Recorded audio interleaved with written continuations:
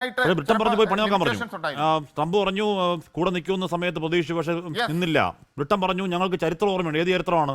കൂട്ട നശീകരണമായതുകൊണ്ട് കള്ളം പറഞ്ഞ് നമ്മളെല്ലാം കൂടെ പോയി ഇറാഖിനെ കൊന്നില്ലേ, എന്നിട്ട് നിങ്ങൾ കള്ളം പറഞ്ഞില്ലേ? ആ വഞ്ചനയുടെ ചരിത്രം ഞങ്ങൾക്ക് ഓർമ്മയുണ്ട്. അതുകൊണ്ട് സൂക്ഷിച്ചു മതി ഈ കളികൾ എന്ന് ബ്രിട്ടൻ പറയുകയും ചെയ്തു. ഞാൻ അങ്ങനെ എത്താം.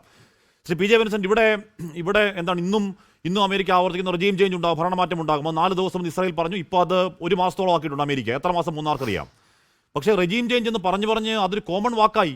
അതെന്തൊരു ഭീകരമായ വാക്കാണ്. അത് നടന്നാലും ഇല്ലെങ്കിലും ശ്രീ പി ജെ വിൻസെന്റ് എന്ന് പറഞ്ഞാൽ അമേരിക്കയ്ക്ക് ഇഷ്ടമല്ലാത്ത രാഷ്ട്രത്തലവന്മാരെ ഒന്നുകിൽ പോയി പിടിച്ചുകൊണ്ട് വരിക, അല്ലെങ്കിൽ കൊന്നുകളയുക. ശ്രീ പി ജെ വിൻസെന്റ്, അന്ന് 7ാം കപ്പൽപ്പട അയച്ച് വിരട്ടിയപ്പോൾ അത് ഇന്ത്യയുടെ സമുദ്രാതിർത്തി കടന്നാൽ ജീവനോടെ തിരിച്ചു പോകണം, ഞങ്ങൾ തീരുമാനിക്കും എന്ന് പറഞ്ഞൊരു പ്രധാനമന്ത്രി നമുക്കുണ്ടായിരുന്നില്ലേ? അന്ന് നിക്സന് പകരം ട്രംപ് ആയിരുന്നെങ്കിൽ റെജീം ചേഞ്ച് എന്ന് തോന്നിവാസം പറഞ്ഞ് ഇങ്ങോട്ട് വരത്തില്ലായിരുന്നു ഇന്ദിരാഗാന്ധിക്ക് നേരെ. ഈ റഷ്യൻ ചേഞ്ച് എന്ന് പറയുന്നത് ഏകപക്ഷീയമായി ഒരു വൻശക്തി രാഷ്ട്രം നടപ്പാക്കേണ്ടുന്ന ഒന്നല്ല.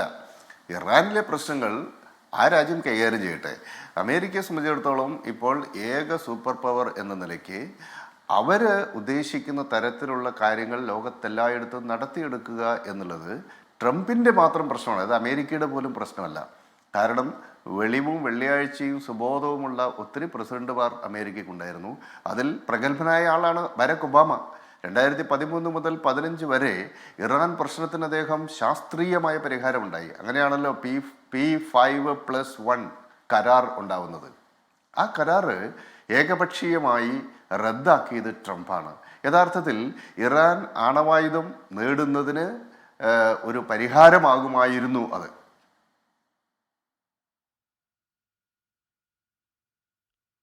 പറഞ്ഞോളൂ. പക്ഷേ അത്തരത്തിലുള്ള സമാധാന പ്രക്രിയയിൽ ഒരു വിശ്വാസവുമില്ലാത്ത അപ്രതീക്ഷിതമായ നിലപാടുകൾ എടുക്കുന്ന ഒരാളാണ് ട്രംപ്.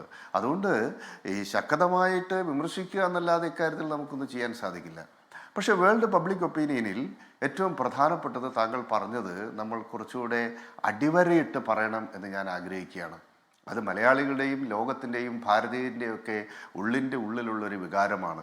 ഓരോ ശിശുരോധനത്തിനും കേൾപ്പു ഞാൻ 1 കോടി ഈശ്വര വിലാപം എന്ന കവിത നെഞ്ചേറ്റുന്നവരാണ് മലയാളികൾ. ഈ യുദ്ധങ്ങളിൽ പട്ടാളക്കാരനെ കൊല്ലുന്നതിന് ഒരു യുദ്ധ നൈതികതയുണ്ട്. അവർ പോരടിക്കുന്നവരാണ്. ഒരുപക്ഷെ തൻ്റെ മുന്നിൽ നിൽക്കുന്നയാളെ കൊല്ലണ്ട വന്നേക്കാം. പക്ഷേ പിഞ്ചു കുഞ്ഞുങ്ങളെ കൊലപ്പെടുത്തുന്നതിന് എന്ത് ന്യായീകരണമാണുള്ളത്? യുദ്ധത്തിന് പോലും യുദ്ധനീതി ഉണ്ടല്ലോ. യുദ്ധം തുടങ്ങിക്കഴിഞ്ഞാൽ പിന്നെ ഒരു മാനവികത ഉണ്ടാവില്ലെന്ന് നമ്മൾ പറയും. എങ്കിൽ കൂടിയും ഒരു മിനിമം യുദ്ധനീതി എങ്കിലും എല്ലാ യുദ്ധങ്ങളിലും ഉണ്ടാവണം. ഗസ യുദ്ധത്തിൽ 18,000-ത്തിലധികം പിഞ്ചു കുട്ടികളെയാണ് കൊലപ്പെടുത്തിയത്. ഇവിടെ ഇറാൻ യുദ്ധം തുടങ്ങിയത് താങ്കൾ സൂചിപ്പിച്ചതുപോലെ ഒരുപക്ഷെ നമ്മുടെ മീഡിയ ചർച്ചകളിലൊന്നും വരാത്ത, വേണ്ടത്ര ശ്രദ്ധിക്കപ്പെടാത്തൊരു കാര്യം താങ്കൾ ഇൻട്രോയിൽ പറഞ്ഞതിന് ഞാൻ അഭിനന്ദിക്കുകയാണ്. തീർച്ചയായിട്ടും ഏത് യുദ്ധം എവിടെ നടന്നാലും എത്ര പട്ടാളക്കാരുടെ എണ്ണം മരണപ്പെട്ടാലും അവരൊരിക്കലും സ്ത്രീകളെയും കുട്ടികളെയും ജനാധിവാസ കേന്ദ്രങ്ങളെയും ഒക്കെ ഈ രൂപത്തിൽ ആക്രമിക്കുന്നതിനെതിരെ ആഗോള പബ്ലിക് ഒപ്പീനിയൻ ശക്തമായി ഉയർത്തിക്കൊണ്ടല്ലാതെ മനുഷ്യൻ എന്നുള്ള പദത്തിന് നമ്മൾ അർഹരാവില്ല എന്നുള്ള അഭിപ്രായം എനിക്കുണ്ട്.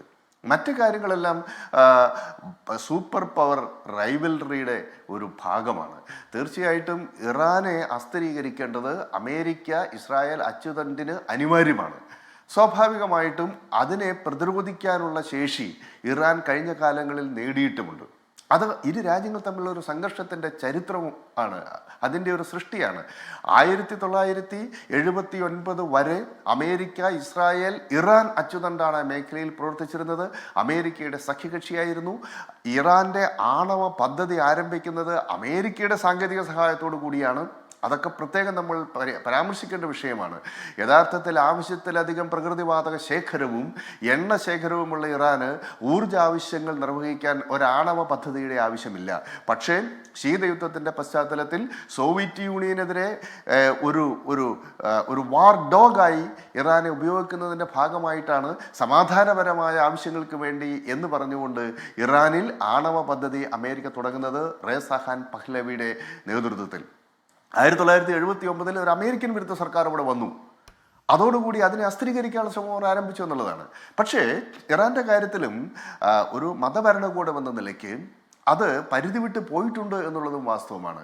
1979 മുതൽ 2026 വരെ തുടർച്ചയായി കഴിഞ്ഞ 47 വർഷമായിട്ട് death to America, death to Israel എന്നുള്ളത് ഒരു കോമൺ സ്ലോഗനാണ്. അവിടുത്തെ പാർലമെന്റ് എപ്പോൾ ചേർന്നാലും അവരാദ്യം പാസ്സാക്കുന്ന സ്ലോഗൻ ഡെത്ത് ടു ഇസ്രായേൽ അല്ലെങ്കിൽ ഡെത്ത് ടു അമേരിക്ക എന്നുള്ളതാണ്. അതിന് അവർക്ക് പ്രത്യയശാസ്ത്രപരമായ ലക്ഷ്യവുമുണ്ട്. അപ്പോൾ അതുകൊണ്ട് ഏകപക്ഷീയമായിട്ട് നമുക്ക് ഈ വിഷയത്തെ നമുക്ക് കാണാൻ സാധിക്കില്ല. അതുകൊണ്ടാണ് അറബ് ലോകത്ത് സൗദി അറേബ്യയും ഇറാനും തമ്മിൽ രൂപപ്പെട്ട ശീതയുദ്ധമുണ്ട്. ആ ശീതയുദ്ധത്തെ കൂടി ഫലപ്രദമായി ഉപയോഗപ്പെടുത്തിക്കൊണ്ടാണ് ആ മേഖലയെ അസ്ഥിരീകരിക്കാൻ, നിയന്ത്രിക്കാൻ അമേരിക്ക തുനിഞ്ഞത്. യഥാർത്ഥത്തിൽ ഗൾഫ് മേഖലയിലെ GCC രാജ്യങ്ങളെ അമേരിക്ക കൂടെ നിർത്തുന്നത്, അമേരിക്കയുടെ സൈനിക കൊടയിൽ നിർത്തുന്നത് ഇറാനെ കാണിച്ചിട്ടാണ് എന്നതുകൂടി വളരെ പ്രസക്തമായ കാര്യമാണ്. അബ്രഹാമിക് അക്കോർഡ് ഉണ്ടാക്കുന്നത് എന്തിനു വേണ്ടിയിട്ടാണ്? യഥാർത്ഥത്തിൽ അതൊരു പ്രത്യയശാസ്ത്രപരമായ നീക്കം കൂടിയായിരുന്നു. അത് അറബ് രാജ്യങ്ങൾ ഇസ്രായേലിൻ്റെ നിരന്തര ഭീഷണിയുടെ മുന്നിലാണ്. അവരെ സംരക്ഷിക്കാൻ അമേരിക്ക മാത്രം പോരാ, ഇസ്രായേൽ കൂടി വേണം എന്നുള്ള ഒരു ആശയം രൂപപ്പെടുത്തുന്നിടത്താണ് അബ്രഹാമിക് അക്കോർഡ് ഉണ്ടാവുന്നത്. അവിടെ വംശീയമായി ജൂതന്മാരും അറബികളും ഒന്നായതുകൊണ്ട് മതദേശീയതയെ വംശീയ ദേശീയത കൊണ്ട് റീപ്ലേസ് ചെയ്യാനുള്ള ഒരു ശ്രമമായിരുന്നു അബ്രഹാമിക് അക്കോർഡ്. അത് വേണ്ടത്ര പ്രവർത്തിച്ചു എന്ന് ചോദിച്ചാൽ തീർച്ചയായിട്ടും ബഹ്റൈനും UAEയും ഒക്കെ അതിൽ ഒപ്പിട്ടു. പിന്നീട് സുഡാൻ അതിൽ ഒപ്പിട്ടു, മൊറോക്കോ ഒപ്പിട്ടു. ഒരുപക്ഷെ സൗദി അറേബ്യയും അതിൻ്റെ പാതയിൽ വന്നിരുന്നു. 2017 സൗദി അറേബ്യയിലെ ഗ്രാൻഡ് മുഫ്തി ഒരു ഫത്വ പുറപ്പെടുവിച്ചത് ജൂതനെ കൊല്ലാൻ പാടില്ല എന്നുള്ളതാണ്. അതൊക്കെ ഈ സംഘർഷത്തിൻ്റെ പശ്ചാത്തലത്തിലാണ്. ഇപ്പോൾ നിലവിൽ യുദ്ധം 11 രാജ്യങ്ങളിലേക്ക് വ്യാപിച്ചിരിക്കുന്നു. ഇസ്രായേലും അമേരിക്കയെ മാറ്റിവെച്ചാൽ 9 രാജ്യങ്ങൾ ആക്രമിക്കപ്പെട്ടിരിക്കുന്നു. അത് സൈപ്രസ് ഉണ്ട്, ഇസ്രായേൽ, പിന്നെ ജോർദാൻ, 6 രാജ്യങ്ങൾ GCC രാജ്യങ്ങൾ. ഈ രാജ്യങ്ങളിലെ എല്ലാം ലക്ഷ്യങ്ങളെ ഇറാൻ നിരന്തരമായി ആക്രമിച്ചുകൊണ്ടിരിക്കുന്നു എന്നുള്ളതാണ്. അപ്പോൾ അമേരിക്കയെ ആക്രമിക്കുന്നതിന് പകരം അമേരിക്കയുടെ സൈനിക കുടയുടെ കീഴിൽ സുരക്ഷിതരായിട്ട് ഇതുവരെ ഇരുന്ന രാജ്യങ്ങളെ എല്ലാം ഞങ്ങൾ ആക്രമിക്കുന്നു. ആ ആക്രമിക്കാനുള്ള ശേഷിയുണ്ട് എന്നുള്ളത് അവർ തെളിയിച്ചു കഴിഞ്ഞിരിക്കുന്നു. മറ്റൊരു പ്രധാനപ്പെട്ട കാര്യം മോഹൻ പിള്ള സാറൊക്കെ സൂചിപ്പിച്ചത് വളരെ കൃത്യമാണ്. ഈ സാർഗോസ് മലനിരകൾ കടന്ന് ഇറാനിലേക്ക് പ്രവേശിച്ചാൽ തന്നെ ഇറാൻ്റെ മധ്യഭാഗത്തുള്ള മരുഭൂമി താണ്ടി പോകുക എന്നുള്ളത് വളരെ പ്രയാസമുള്ള കാര്യമാണ്. ആ രാജ്യത്തിൻ്റെ വലുപ്പവും ഭൂപ്രകൃതിയും വെച്ച് അവിടെ ഒരു ടാങ്ക് യുദ്ധമോ കരയുദ്ധമോ നടത്തി ഈ ഇറാനെ പരാജയപ്പെടുത്തുക അസാധ്യമാണ്. രണ്ടാമത്തെ കാര്യം, ഇറാൻ ഒരു സിവിലൈസേഷണൽ സ്റ്റേറ്റാണ്. ശക്തമായ സാംസ്കാരിക പാരമ്പര്യം അവർക്കുണ്ട്. ഇന്ത്യയുമായിട്ടൊക്കെ വളരെ അടുത്ത ബന്ധവുമുണ്ട്. അവരുടെ ഈ അഗ്നിയെ വർഷിപ്പ് ചെയ്യുന്ന സൊരാഷ്ട്രിയൻ മതവിശ്വാസവും അതിനു മുമ്പുള്ള എലാമൈറ്റ് കൾച്ചറും അതിനു മുമ്പ് പ്രോട്ടോ എലാമൈറ്റ് കൾച്ചർ, ഇങ്ങനെ സൈന്ധവ നാഗരികതയ്ക്കൊക്കെ സമാന്തരമായിട്ട് വളർന്നു വന്ന ഒരു സാംസ്കാരിക പാരമ്പര്യം അവിടെയുണ്ട്. അതിൻ്റെ തുടർച്ചയിൽ അവർക്ക് ഷിയ മതത്തിൻ്റെ ഒരു രക്തസാക്ഷിത്വ പാരമ്പര്യവുമുണ്ട്.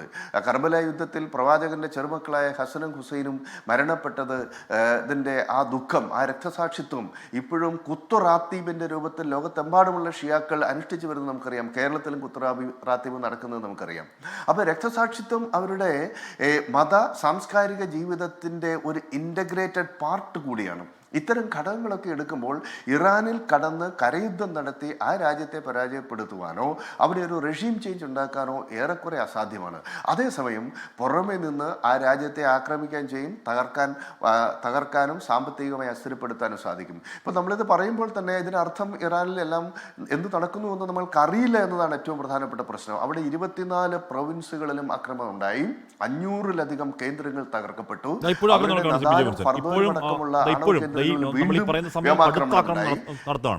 ലോകത്തെവിടെയായാലും ഏത് സമയത്തും 24 വാർത്തകളും ഓഗ്മെന്റഡ് റിയാലിറ്റി പാക്കേജുകളും എക്സ്പ്ലെയിനറുകളും വിശദമായി കാണാൻ ഞങ്ങളുടെ YouTube ചാനൽ നിങ്ങൾക്ക് സബ്സ്ക്രൈബ് ചെയ്യാം.